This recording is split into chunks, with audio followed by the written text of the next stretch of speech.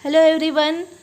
क्या आप भी अपने बच्चे को 2 से 3 साल की एज में ही हिंदी राइटिंग करवाना स्टार्ट करवाना चाहते हैं? तो आज मैं आपको एक बहुत सिंपल टेक्निक बताऊंगी जिसको फॉलो करके डेफिनेटली आपका बच्चा राइटिंग करना स्टार्ट तो करेगा ही, बट बहुत सुंदर सुंदर अक्षर लिखेगा। इसके पहले मैंने इंग्लिश किस तरह से राइटिंग करना है, किस तरह से 2 से 3 साल के बच्चे को इंग्लिश राइटिंग करवाना है, उससे रिलेटेड वीडियो बनाया था। आज हम हिंदी किस तरह से राइटिंग करना स्टार्ट करेंगे, इसका वीडियो देखेंगे। तो जब भी आप अपने बच्चे को हिंदी राइटिंग करवाना स्टार्ट करवाएंगे, आप स्वर से स्टार्ट करवाइए। हमेशा सबसे पहले उसको स्वर की अच्छे से प्रैक्टिस करवाइए, उसके बाद व्यंजन पे स्विच कीजिए। और हाँ, आप इन स्ट्रोक को बच्चों से प्रैक्टिस करवाइए, क्योंकि सारे जितने भी अक्षर है मैक्सिमम इन स्ट्रोक के थ्रू ही बनते हैं। बच्चा जितना ज़्यादा इन स्ट्रोक की प्रैक्टिस करेगा वो उतनी ही इजीली राइटिंग करना स्टार्ट कर देगा। और एक और बात, आप बच्चे को हमेशा 4 लाइन से ही स्टार्ट करवाइए। कभी भी बच्चे को 2 लाइन या फिर 1 लाइन की कॉपी में राइटिंग करना स्टार्ट मत करवाइए।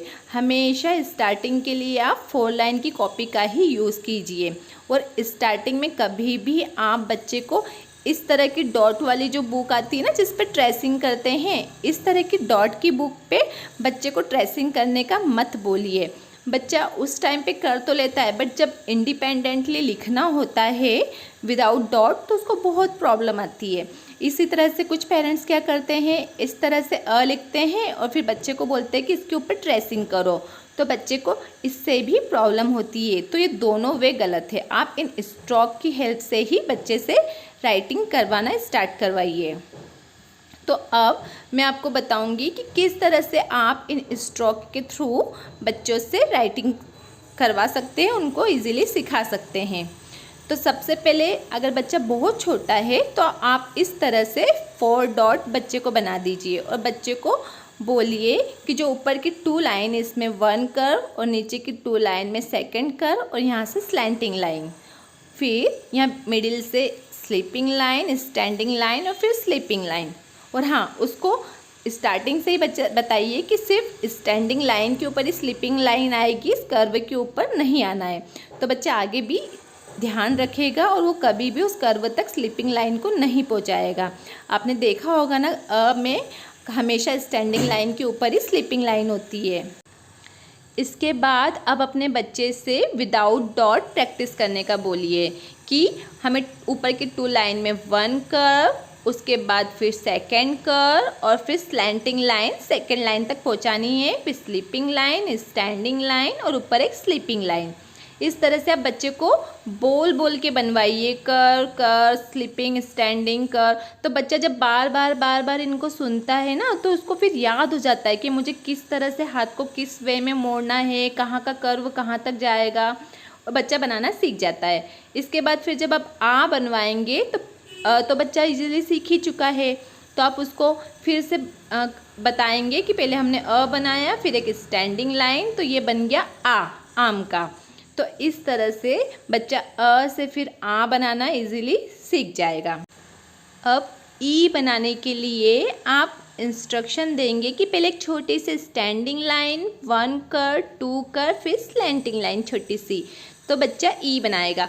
अगर आपका बच्चा ऐसे नहीं बना पा रहा है तो आप यहाँ पे भी बच्चे को डॉट के थ्रू बनवा सकते हैं। आप इस तरह से डॉट बना दीजिए बच्चे को और बोलिए यहाँ ऊपर के 2 डॉट में एक स्टैंडिंग लाइन, फिर 1 कर, 2 कर और यहाँ पे एक छोटी सी स्लैंटिंग लाइन। तो बच्चा फिर धीरे धीरे प्रैक्टिस करके ई बना लेगा। और हाँ, ये सभी कुछ इन कर्व के थ्रू ही बनना है, तो आप कर्व की प्रैक्टिस ज़रूर करवाइए। इसके बाद जब बच्चा ई बनाएगा, ई का बनाना सीखेगा, तो आप बच्चे को पहले बोलिए कि हम पहले ई बना लेते हैं, स्टैंडिंग लाइन, 1 कर्व, 2 कर्व, फिर 1 स्लैंटिंग लाइन छोटी सी और ऊपर एक कर्व बनाना है। तो इस तरह से ई का बन जाएगा। और आप हमेशा बोल बोल के ही सारे स्ट्रोक बताइए। इसके बाद हम बच्चे को ऊ बनाना सिखाएंगे, जो वो इजीली बना लेता है। ऊन का बनाने के लिए पहले हम बच्चे को बोलेंगे ऊ बनाओ और यहाँ पे एक कर्व बनाना है। कर्व मतलब एक छोटी सी स्लीपिंग लाइन बना के हल्का सा एक कर्व बनाएंगे। आप इस तरह से बच्चे को प्रैक्टिस करवाइए कि यहाँ पे धीरे से एक छोटा सा कर्व टाइप का बनाना है, एकदम स्लीपिंग और स्टैंडिंग नहीं, थोड़ा सा कर्व टाइप का। ये ऋषि का टफ है, इसलिए हम उसको बाद में बनाना सीखेंगे। ए एडी के लिए स्टैंडिंग लाइन, 1 स्लैंटिंग लाइन, फिर स्टैंडिंग लाइन, फिर स्लीपिंग लाइन और उसके बाद ऊपर एक स्लीपिंग लाइन। तो ये बन गया ए एडी का। ये सभी इन स्ट्रोक के थ्रू ही बन रहे हैं, तो आप बच्चे को बोल बोल के बताइए। Again standing line, slanting line, standing line, sleeping line और ऊपर एक स्लीपिंग लाइन। और हाँ, मात्रा के लिए जो लास्ट वाली स्टैंडिंग लाइन है, हमेशा इसके ऊपर से ही मात्रा बनानी है। आप बच्चे को ये हमेशा याद दिलाइए, तो बच्चा हमेशा याद रखेगा इसको।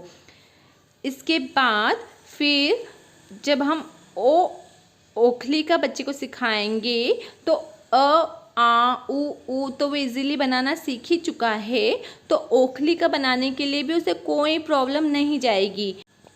ओखली का बनाने के लिए अगेन आप बच्चे को पहले बनवाइए, उसके बाद फिर उसको बोलिए हमने अब आ बनाया है और जो लास्ट की स्टैंडिंग लाइन है उसके ऊपर से मात्रा लगाइए, एक स्लैंटिंग लाइन और ऊपर छोटा सा सर्कल।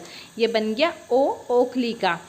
औरत का बनाने के लिए आप बच्चे को बोलिए कि पहले हमें ओखली का बनाना पड़ेगा और इसके ऊपर जो सेकंड मात्रा है वो लगाना भी हमें जो लास्ट की स्टैंडिंग लाइन है ना उसके ऊपर से ही लगेगी। अंगूर का, तो अगेन पहले बनाना होगा और उसके ऊपर एक छोटा सा डॉट, ये बन गया अंगूर का।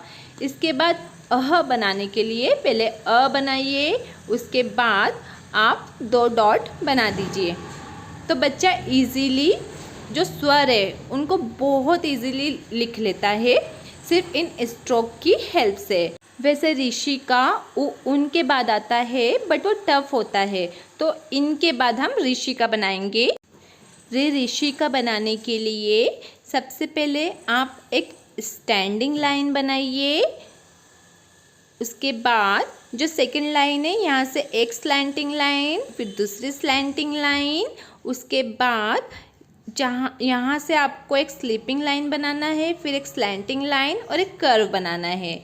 इस तरह से ऋषि का बन जाएगा।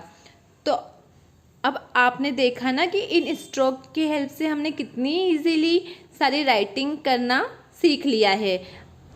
ट्रस्ट मी, अगर आप इन स्ट्रोक की हेल्प से बच्चे को सिखाएंगे तो बच्चा बहुत जल्दी मतलब 4 और 5 डेज़ में ही राइटिंग करना स्टार्ट कर देगा।